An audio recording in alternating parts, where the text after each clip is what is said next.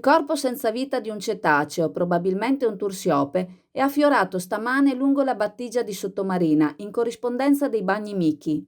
L'animale, lungo circa 2 metri e pesante almeno un quintale, è stato trovato riverso dalla parte di un fianco.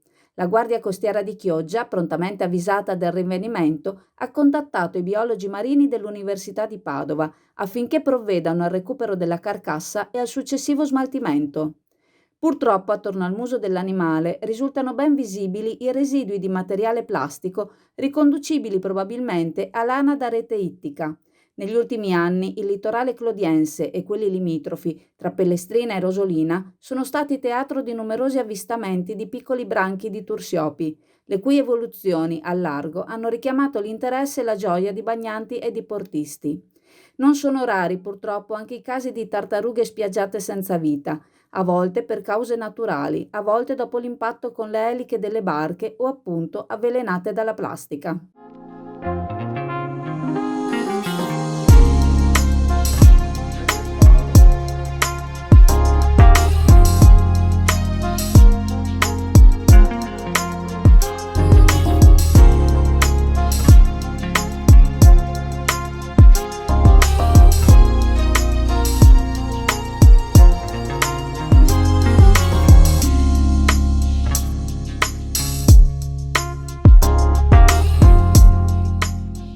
Importante intervento di riqualificazione tecnologica e miglioramento del servizio elettrico a Valli di Chioggia.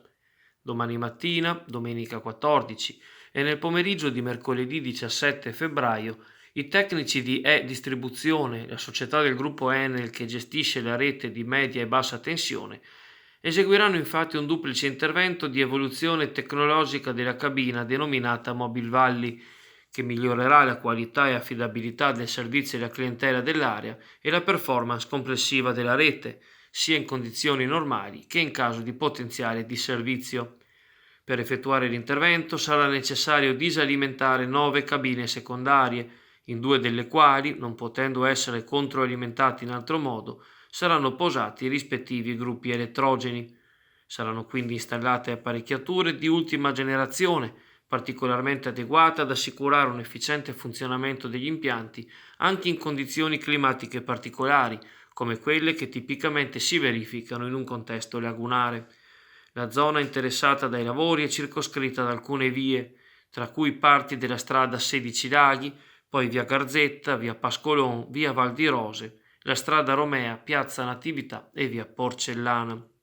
Con l'obiettivo di limitare i possibili disagi, sono state previste 2 sospensioni programmate della fornitura nelle 2 giornate in cui tutte le scuole della frazione sono chiuse, ovvero domenica 14 febbraio dalle ore 6 alle 12:30 e mercoledì 17 febbraio dalle 13:30 alle ore 20. Tutti i clienti interessati sono stati preavvisati attraverso la consueta affissione di appositi avvisi, con il dettaglio dei numeri civici coinvolti, lungo le vie interessate secondo le modalità previste dall'Autorità di regolazione dell'energia, reti e ambiente, e dando opportuna comunicazione all'amministrazione comunale.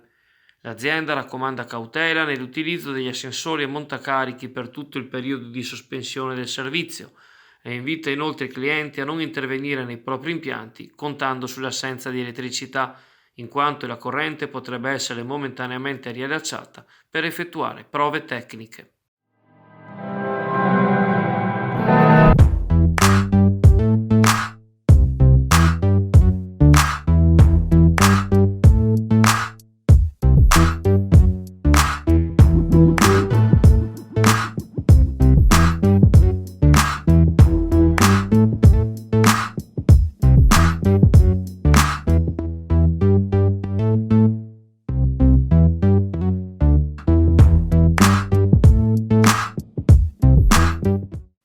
Tra Union Clodiense e Chiarlins Muzzane sono state negli ultimi anni partite ricche di gol. La bilancia pende dalla parte granata, ma gli arancio-blu friulani sono una squadra costruita dichiaratamente per la promozione e il recente cambio in panchina, con l'assunzione di Nicola Princivalli, evocato dal presidente Zanuta per seguire l'obiettivo. L'incontro di oggi allo stadio Ballarin diventa quindi cruciale per le ambizioni delle 2 società. All'andata, prima giornata di campionato, aveva prevalso l'Union Clodiense con la doppietta del subentrato Pastorelli e il gol finale di Madiotto. Nell'occasione, l'allenatore lagunare Antonio Andreucci recupera Marco Diuric, ma rischia seriamente di perdere Umberto Nappello per un risentimento muscolare. Le condizioni del fantasista campano saranno valutate fino ai minuti precedenti il match.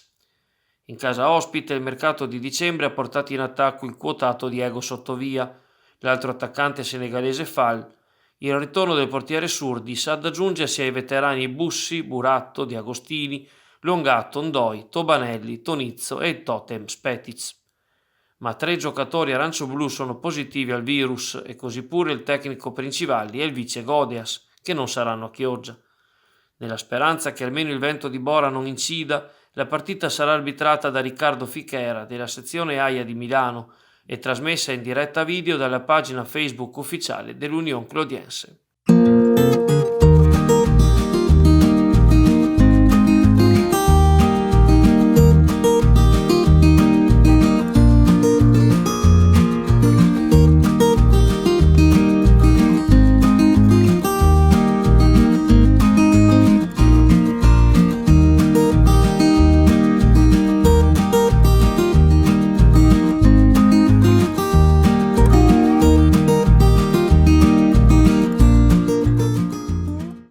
Grandi emozioni ieri alle ore 18 per la diretta video della performance Grace Site Specific, ideata dalla coreografa Silvia Gribaudi e ambientata lo scorso dicembre a Chioggia e a Sottomarina.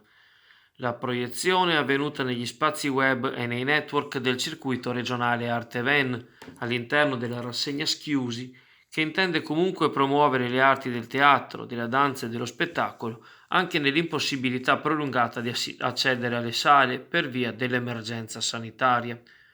In una giornata di nebbia, in cui l'incessante sciacquio della laguna è interrotto soltanto dai versi dei gabbiani, la coreografia della Gribaudi ha incontrato la performance dei ballerini Andrea Rampazzo, Giacomo Citton e Matteo Marchesi, che guidano gli spettatori nell'affascinante atmosfera invernale della città lagunare.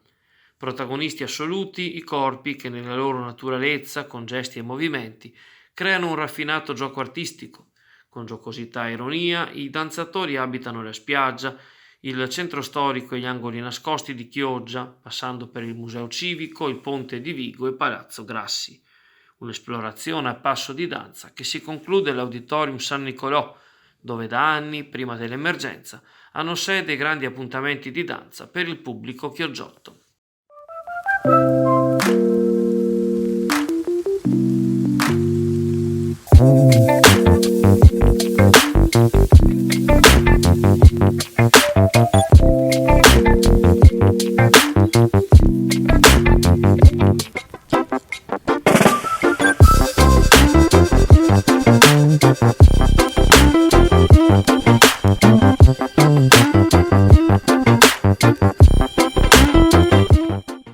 Lì dove nidifica ancora il fratino, tra le dune bianche coperte da sparto pungente e le dune grigie inserite tra praterie aride e tappeti di muschi, nell'area degli alberoni a lungo protetta dal WWF, continuano i lavori per il completamento di una spiaggia privata destinata a servire il futuro resort di lusso pianificato da Aquarius, 120 camere con piscina su progetto del gruppo Marzotto. Sulla strada del nuovo stabilimento balneare, che si sta realizzando nell'oasi dune degli Alberoni, pende però il pronunciamento del TAR del Veneto, relativo al ricorso presentato dal WWF e dal Comitato Ambientalista Altro Lido contro la concessione edilizia, rilasciata dal Comune di Venezia e Soprintendenza. Della salvaguardia dell'area si parla anche a Bruxelles, dove l'eurodeputata dei Verdi Europei Eleonora Evi, raccogliendo l'appello di WWF, Italia Nostra, CAL, Estuario Nostro, l'IPU e degli abitanti del territorio che hanno raccolto più di 18.000 firme, ha presentato un'interrogazione in merito alla tutela dell'oasi. L'intervento, sostiene Evi, è stato avviato da un'autorizzazione edilizia che non ha ritenuto necessaria una valutazione di incidenza ambientale, secondo quanto prevede la prassi della norma europea. Un vizio di forma non da poco, considerando l'importanza naturalistica dell'area. I danni provocati da questo intervento, continua la parlamentare europea della Commissione Ambiente, sono significativi in termini di consumo di suolo e degrado degli habitat naturali a causa dei manufatti realizzati sopra le dune e anche degli scavi per il sistema di smaltimento delle acque reflue. L'area delle dune degli Alberoni racchiude uno dei sistemi meglio conservati lungo la costa alto-adriatica, tra i pochi rimasti nel nord Italia, e rientra nel registro delle zone speciali di conservazione e delle zone di protezione speciale. La decisione della seconda sezione del TAR è attesa prima dell'avvio della stagione balneare 2021. Aspettando una presa di posizione dell'Europa, la laguna rischia di vedere ancora una volta l'interesse pubblico subordinato a investimenti privati.